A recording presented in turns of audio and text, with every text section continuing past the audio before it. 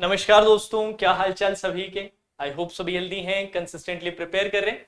तो ये एक छोटा सा सेशन है उन सभी कैंडिडेट्स के लिए जो 2022 में किसी न किसी कारण किसी न किसी स्टेज पे क्लियर नहीं कर पाए, एग्जाम फेलियर का सामना करना पड़ा है और अब नए सिरे से अपनी प्रिपरेशन को स्टार्ट करने वाले हैं और चाहते हैं कि 2023 में ऐसा क्या हम अलग करें जिससे कि वो सिलेक्शन का जो ठप्पा है वो हमें देखने को मिले, वो हम पे लगे और इस साल एक नहीं कई एग्जाम्स हम क्लियर करें। तो कुछ चीजें मैं अपनी तरफ से बताऊंगा, साथ ही साथ आप सभी से ये रिक्वेस्ट भी करूंगा कि अगर सेशन पसंद आए तो लाइक जरूर कीजिएगा, चैनल पे नए हो तो सब्सक्राइब करना मत भूलिएगा। तो चलिए बारी बारी से हम बात करते हैं। सबसे पहले जो सबसे इंपॉर्टेंट पॉइंट है वो ये कि करंटली आप अपनी प्रिपरेशन में कहां स्टैंड करते हैं, ये सबसे इंपॉर्टेंट है एनालाइज करना, क्योंकि हर बच्चा सेम लेवल पे नहीं है करंटली। आप में से कई बच्चे ऐसे होंगे जिनका प्री क्लियर हो रहा होगा बड़े मजे से कि सर कई प्री क्लियर कर रहे हैं, जाके कहां पर फंस रहे हैं सर, मेंस में जाके फंस रहे हैं। हाँ जी, मेंस में जाके फंस रहे हैं, मेंस क्लियर नहीं हो रहा सर, प्री ऑलमोस्ट सारे हम क्लियर कर रहे हैं बट मेंस हमसे निकल नहीं पा रहा। तो वो मेंस वाले पार्ट में भी हमें फिर क्या करने की जरूरत है, एनालिसिस करने की जरूरत है कि यार क्या ऐसा कारण है जिसके कारण मेंस नहीं निकल। इसमें कई कारण हो सकते हैं, जैसे एक तो कि सर सफिशिएंट हमने प्रैक्टिस नहीं की थी इसलिए किसी सेक्शन में अच्छा नहीं कर पा रहे, सर मॉक्स हम नहीं दे पाए थे इसके कारण तैयारी तो अच्छी होगी थी पर पेपर में हम उसे ट्रांसलेट नहीं कर पाए, है ना। तो ये जो स्पेसिफिक जो भी कमी आ रही है ना उस पर काम करना स्टार्ट करो। जैसे मैं एक छोटा सा एग्जांपल आप लोगों के लिए ले लेता हूं। लेट्स से उन बच्चों की बात करते हैं जिन्होंने सर मेंस की हमने तैयारी खूब की थी, प्रैक्टिस भी खूब किया था बट ट्रांसलेट नहीं हुआ सर एग्जाम में। तो इसका एक बड़ा कारण होता है कि मॉक्स हम अच्छे से नहीं देते या सफिशिएंट मॉक्स नहीं देते या फिर उनको सही तरीके से एनालाइज नहीं करते।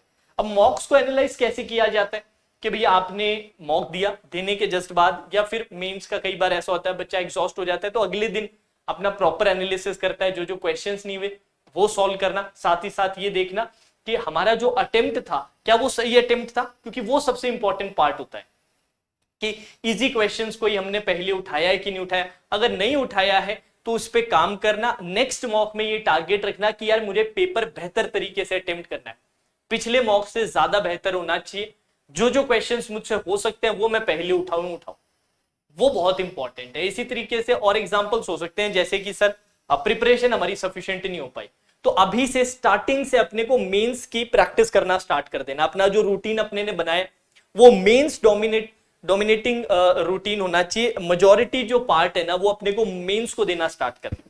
अब इसमें भी ऐसा है कि सर अपने 4 से 5 सेक्शंस होते हैं, आपने एनालाइज किया अपने स्कोर कार्ड्स, पता चला कि यार स्पेसिफिक सेक्शन में सर हमें इशू आ रहा है, तो अभी आपके पास काफी समय है उस सेक्शन को बेहतरीन तो नहीं बट एटलीस्ट एक सर्टेन लेवल पे ले जाने का। कई बार क्या होता है कि हमारी एक लिमिट आ जाती है, थ्रेशोल्ड आ जाता है कि सर इतने तक ही हम ग्रो कर पा रहे हैं, उसके बाद तो एकदम फ्लैट लाइन चल रही है। तो कोई प्रॉब्लम नहीं है, सारे सब्जेक्ट्स में अपने को बेहतरीन होने की जरूरत नहीं है बट ऐसा कोई सब्जेक्ट ना हो जिसमें आप बहुत खराब, सब में एटलीस्ट एवरेज हो और एक वो अपना मास्टर स्ट्रोक पकड़ लो, एक अपना वो सेक्शन पकड़ लो जो आपको बाकी लोगों से ज्यादा नंबर देखे जाएगा। जैसे मैं बच्चों से कहता हूँ रीजनिंग आपका वो सेक्शन होना चाहिए।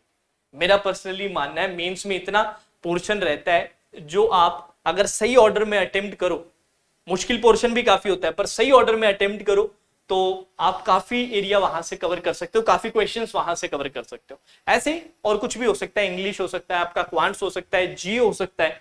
तो जो भी आपका ये आइडेंटिफाई करना जरूरी है कि सर वो मेरा जो एक कह सकते हैं ना ट्रम्प कार्ड कौन सा है मेरा, तो वो अपने को पता होना चाहिए और जो वीक है ना उसको एटलीस्ट ठीक ठाक लेवल तक लेके जाने की, ये अपने को काम करना ही करना है। अब इसके अलावा बहुत बच्चे ऐसे भी होते हैं कि सर जिनका प्री भी क्लियर नहीं हो रहा, कि सर आप मेंस तक जा रहे हो हमारा तो प्री क्लियर नहीं हो पा रहा, उनके लिए मैं ये कहूंगा अभी से एक्सटेंसिव प्रैक्टिस स्टार्ट कर दो। कंसेप्ट आपने क्लियर कर लिए कि सर कंसेप्ट वगैरह सब क्लियर है, हमारे कंसेप्ट हमने क्लियर कर लिए हैं, उसमें कोई इश्यू नहीं है। अब मेन जो इश्यू आ रहा है ना वो स्पीड में आ रहा है और स्पीड में उन्हीं बच्चों को इश्यू आता है जब वो जो sufficient number of questions practice नहीं करते कंसिस्टेंटली। ऐसा नहीं कि यार 10 दिन सर हमने प्रैक्टिस किया, 15 दिन फिर अपना बड़ा गैप आ गया। अपने को लंबे समय तक कंसिस्टेंटली तगड़े तरीके से प्रैक्टिस करनी है। वॉल्यूम ऑफ क्वेश्चंस है ना वो इंक्रीज कर दो। अब सेक्शन वाइज सेक्शन आप आइडेंटिफाई कर सकते हो कि यार किस पे खास ध्यान देना है। जैसे कि अपने बात करें क्वांट्स में, तो क्वांट्स में डीआई का गेम इंपॉर्टेंट है। डीआई क्या क्या इन जनरल जो अपने कैलकुलेशंस जो होती है ना वो अच्छे स्पीड पे अपने को करना आना बहुत जरूरी है। तो वो अपने को एक हैबिट बनानी पड़ेगी कि कैलकुलेशंस की अपनी आदत हो, जल्दी कैलकुलेशंस अपने कर पाए, उस पे काम करना। रीजनिंग में प्री में क्या इंपॉर्टेंट होता है सर? रीजनिंग में प्री में इंपॉर्टेंट होता है कि पजल सिटिंग अरेंजमेंट हमारे जल्दी बने। तो पजल सिटिंग अरेंजमेंट के नंबर ऑफ सेट्स आप ज्यादा रखो, उनको करो। साथ ही साथ फिर मॉक्स देना स्टार्ट करो। टाइमर बेस्ड प्रैक्टिस करो कि टाइम बेस्ड प्रैक्टिस करूंगा सर मैं।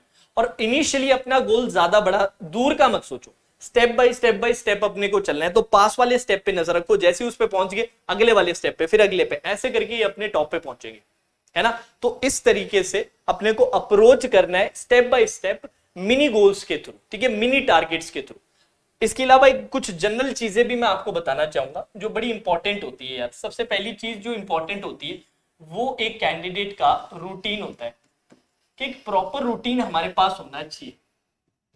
एक, मैं ये नहीं बोल रहा कि सबको सुबह उठना है 4 बजे 5 बजे, कोई जरूरी नहीं, वो आप पे डिपेंड करता है। कुछ लोगों की जो प्रोडक्टिविटी है वो रात को ज्यादा रहती है, एफिशिएंसी रात को ज्यादा रहती है, तो रात वाला अपना उस हिसाब से सेटअप करो। कुछ का दिन में होता है तो दिन वाला सेटअप करो, बट एक फिक्स्ड रूटीन यार बनाओ, है ना। इसमें ज्यादा फ्लेक्सिबिलिटी नहीं रखनी है अपने को, मेरा पर्सनली ये मानना है।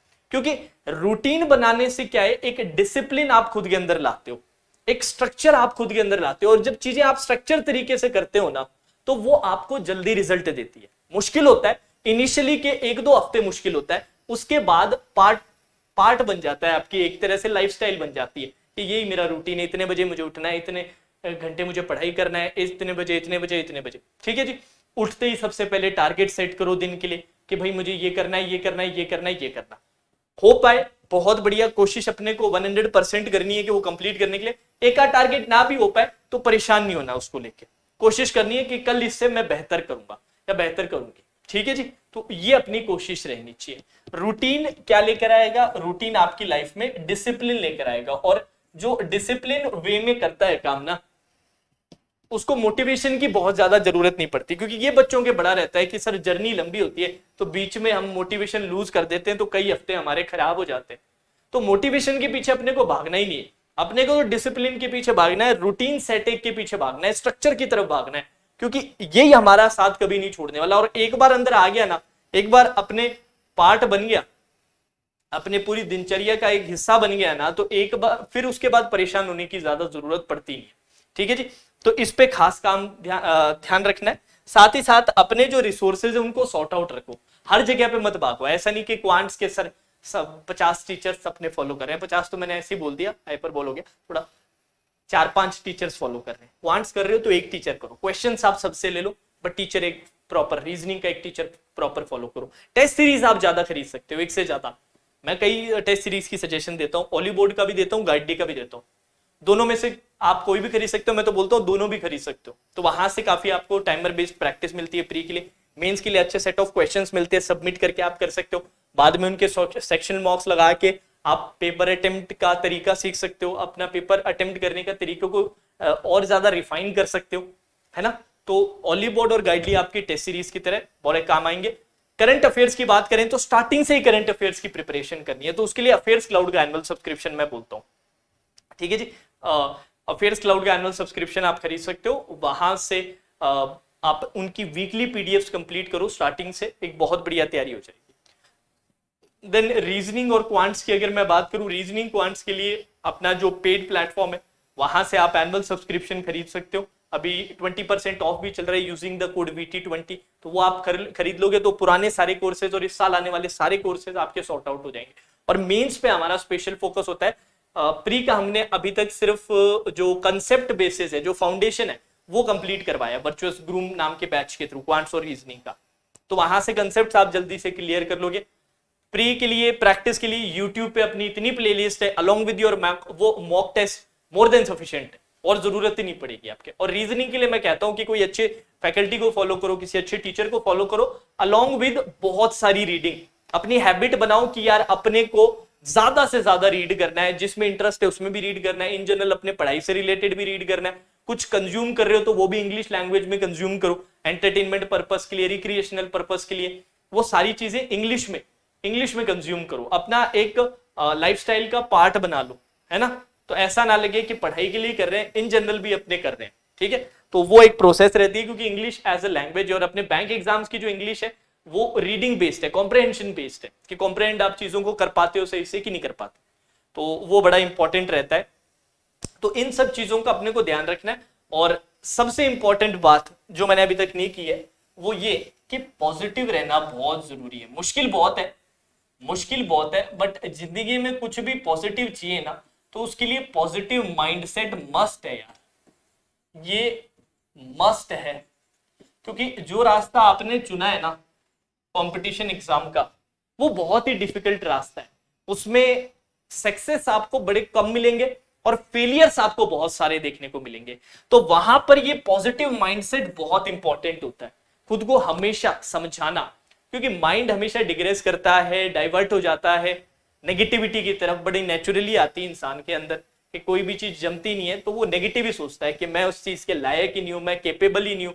ऐसा कुछ नहीं है यार, जो बंदा कर रहा है वो आपसे बहुत बेहतर नहीं है, उसने अपने आप को बहुत बेहतर बनाया है मेहनत करके, अपनी कमियों पे काम करके, अपनी प्रिपरेशन पे काम करके। वो आप भी कर सकते हो, आप करोगे तो आपको भी रिजल्ट मिल जाएगा। वो इतनी सी सिंपल बात है, बस आप लोगों को अच्छे से उस पर काम करना है, उस पर मेहनत करनी है। तो हमेशा पॉजिटिव माइंडसेट होना मस्ट है सभी स्टूडेंट्स के लिए। तो इस पे अपना हमेशा खास ध्यान रखा करो, खास काम किया करो कि यार पॉजिटिविटी की तरफ हमेशा अपनी अप्रोच रहनी चाहिए, पॉजिटिव माइंडसेट हमेशा होना चाहिए अपना, ठीक है। बाकी आप सभी केपेबल हो यार, अगर ठान लोगे कि करना है तो कर जाओगे। 2023 जो है यादगार साल बन जाएगा, जब आपकी करियर फाइनली एक उड़ान लेगा, जिसका सपना कई टाइम से आप देख रहे हो, आपके पेरेंट्स भी देख रहे हैं, है ना। तो वो एक फ्रूटफुल रिजल्ट आपको इस साल देगा ही देगा, अगर आप ईमानदारी से मेहनत करने के लिए तैयार हो तो। अब जाने से पहले एक सजेशन छोटा सा मेरी तरफ से है, ओलीबोर्ड जो हमारे पिछले कुछ समय से एफिलिएट रहे हैं, स्पॉन्सर रहे हैं, वो आप लोगों के लिए एक फ्री वेबिनार अरेंज कर रहे हैं। ऐसा एक फ्री वेबिनार अभी मैंने भी लिया था, जहां पर मैं गेस्ट स्पीकर था। बड़ा एक अच्छा फोरम था, एक बड़ा अच्छा पूरा का पूरा इवेंट था, जिसमें बच्चों के साथ इंटरेक्शन हुआ, बच्चों के क्वेश्चंस प्लस मैंने अपनी तरफ से कुछ इंसाइट्स दिए, बाकी जो स्पीकर थे उन्होंने भी बड़े अच्छे अच्छे इनपुट्स दिए। तो बड़ा एक फ्रूटफुल सेशन रहता है सभी स्टूडेंट्स के लिए। तो ये जो आपका सेशन है ये 18 मार्च को शनिवार को रात को 8 बजे रहेगा, जूम वेन्यू रहेगा। इसके लिए रजिस्टर कैसे करें, इसके लिए मैंने लिंक नीचे डिस्क्रिप्शन में दिया है, कहीं पर ढूंढने की जरूरत नहीं। डिस्क्रिप्शन में आपको एक ही लिंक मिलेगा, वो इसी का लिंक है, तो वो आप चेक उस पर क्लिक कीजिएगा। और लिमिटेड सीट्स है, क्योंकि जूम में 100 की कैपेसिटी होती है, तो लिमिटेड सीट्स है, आप पहले से रजिस्टर करके रखें, ये बड़ा इंपॉर्टेंट है। अब यहाँ पर कौन कौन गेस्ट स्पीकर्स रहेंगे, विष्णु पारिक सर रहेंगे जो असिस्टेंट मैनेजर हैं अभी करंटली एसबीआई में, ओलीबोर्ड की बैंकिंग एंड करंट अफेयर्स की फैकल्टी शीतल मैम रहेंगी, और साथ ही साथ RBI assistant 2019 bank of Maharashtra के एक्स क्लर्क और एक्स असिस्टेंट मैनेजर आईडीबीआई के शुभम प्रकाश दुबे, ये भी साथ में रहेंगे। तो आपको एक बहुत वैल्यूएबल इनपुट यहां पर मिलेगा कि कैसे प्रिपरेशन की जाए, और साथ ही साथ ये Q&A सेशन भी रखते हैं। अपने इनपुट्स तो देंगे इनिशियली सभी, बाद में आधा घंटा 30-35 मिनट आप लोगों के क्वेश्चंस लिए जाएंगे और उनका डिटेल्ड आंसर भी मिलेगा।